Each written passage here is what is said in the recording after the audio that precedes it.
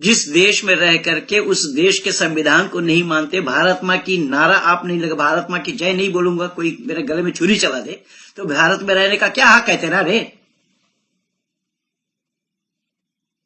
भारत में भारत माँ की जय नहीं बोलूंगा, गले में छुरी चला दे, वंदे मातरम नहीं बोलूंगा, गले में छुरी चला दे, फिर भारत में रहने का हक क्या है, अधिकार क्या है?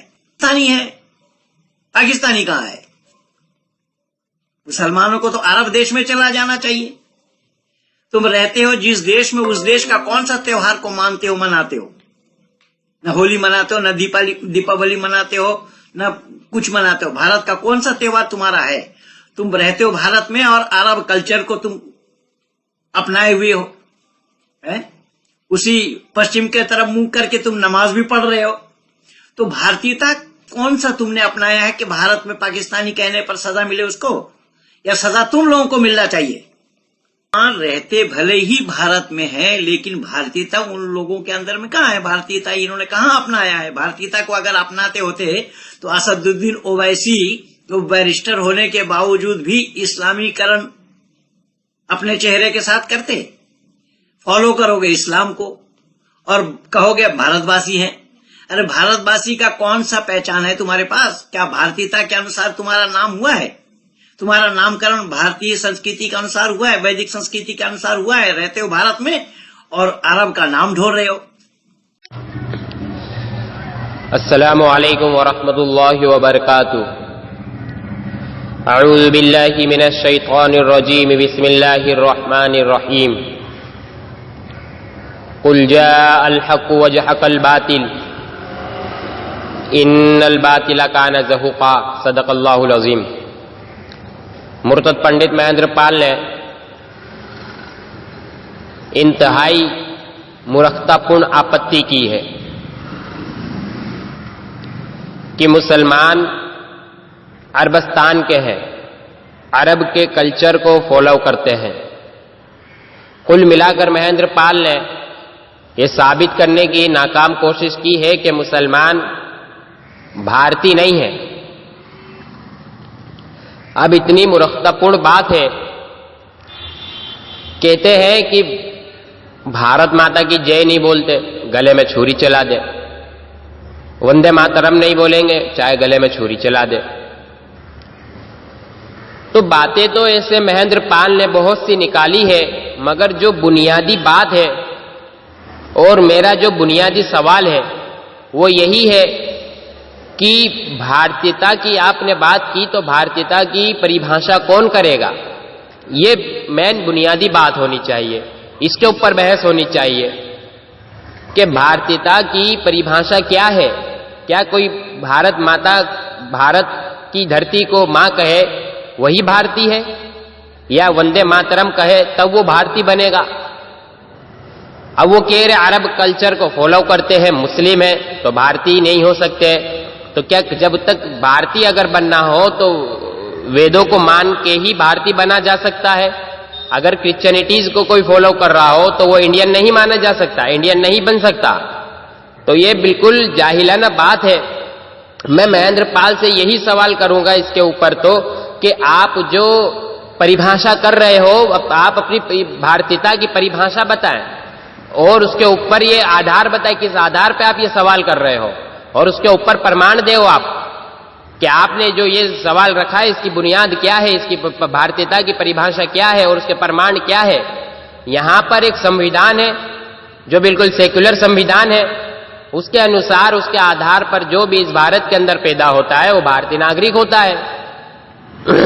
जो राष्ट्र मॉडर्न नेशनल केस के जो कॉन्सेप्ट है उस पर कोई परिस्थिति नहीं है इस बात की कि क्या बात है।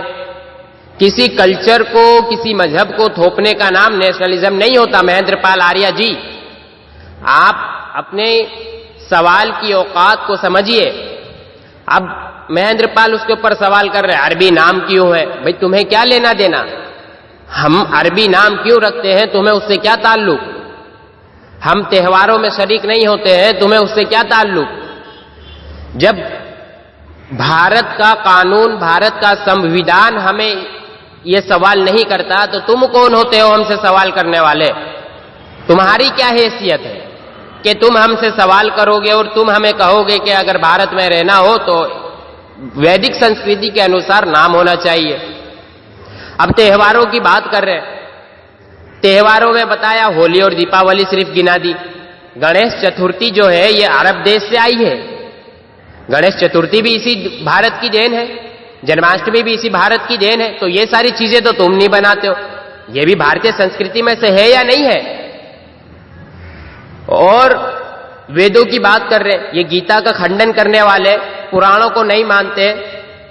इस भारत की भूमि पर जितने भी अवतार आए हैं, जितने भी पैगंबर आए हैं, उन सारों का ये खंडन करने वाले अपने आप को भारतीय बता रहे।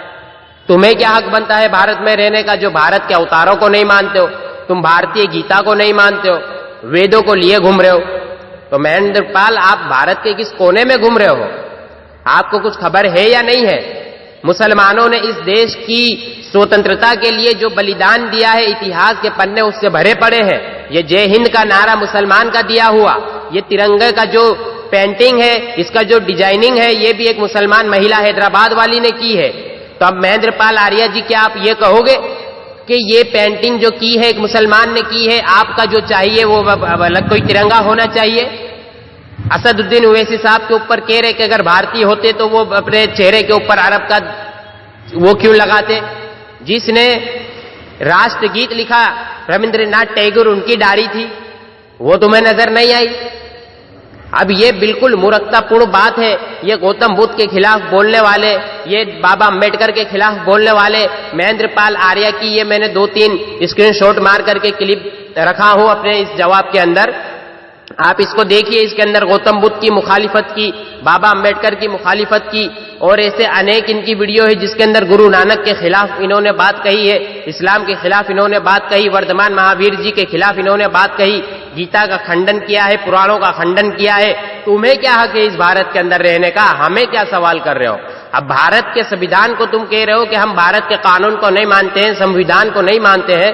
भारत का संविधान सिखाता है कि जितने भी धर्म के लोग हैं सबका आदर करना सिखाता है, सबको सम्मान देना सिखाया है। तुम तो सबका खंडन किए जा रहे हो। तो संविधान का खंडन आप कर रहे हैं, हम कर रहे हैं। तो महेंद्र पाल, आपको क्या हक बनता है? खंडन आप करो और आप हमें कह रहे हो कि हम भारत के संविधान को नहीं मानते, और ऊपर से सवाल कर रहे हो कि अरबी नाम क्यों है। भाई अरबी नाम क्यों है? जब हमको बाबा अम्बेडकर ने जब ये कानून लिखा तब किसी मुसलमान से नहीं पूछा, तो तुम्हारी क्या औकात है कि तुम हमसे पूछो?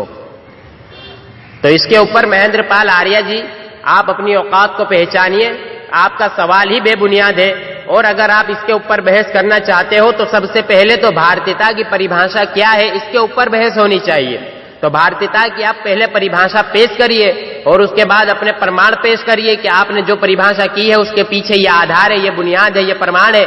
इंशाअल्लाह आप चाहे तो ऑनलाइन मुझसे बहस कर सकते हो। आप चाहे तो अगर यहाँ अहमदाबाद में कभी आपका प्रवचन हो तो यहाँ पर आकर के मुझे कांटेक्ट करके बहस कर सकते हो।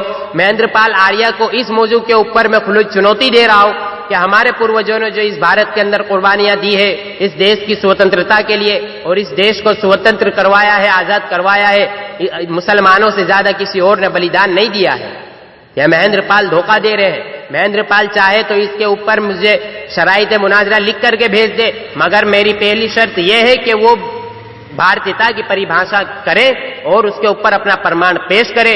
वो चाहे कभी यहां अहमदाबाद आना हो और उनका कोई प्रवचन हो तो वो मुझे कांटेक्ट कर सकते हैं। ऑनलाइन चाहे तो ऑनलाइन मेरे से बहस कर सकते हैं, मगर भारतीयता की परिभाषा वो करके बताए। महेंद्र पाल आर्य जी के लिए ये मुश्किल, बल्कि माजरत चाहूंगा, मुश्किल ही नहीं बल्कि मुहाल है। क्योंकि भारतीयता की परिभाषा क्या है भाई? इस देश के संविधान के अनुसार जो इस भारत के अंदर पैदा होता है वो भारतीय नागरिक है, बस इतनी सी बात है। अब वंदे मातरम की बात और अरबी नाम की बात, भारत को धरती को मां कहने की बात है, ये महेंद्र पाल की बेबुनियाद बात है, धोखे है। ये महेंद्र पाल बहुत पहले से ऐतराज करते आए हैं।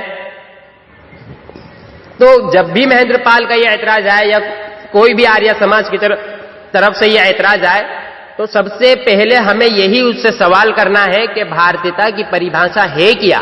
पहले ये तो बता तू कि भारतीयता की परिभाषा क्या है। जब वो परिभाषा अगर कोई करता है तो उसके पीछे उससे पूछो कि इसका आधार क्या है, इसकी बुनियाद क्या है, प्रमाण क्या है। वो मरते दम तक अपनी परिभाषा का जो है प्रमाण प्रस्तुत नहीं कर पाएगा। तो इसी तरीके से महेंद्र पाल आर्या बड़े बड़े लोगों को धोखे दे रहे, झूठ बोल रहे हैं। उन सारे धोखों को समझने के लिए और जवाबात हासिल करने के लिए आप हमारे YouTube चैनल इस्लाम धर्म की सत्यता में जुड़े, इंशाअल्लाह बड़ा नफा होगा।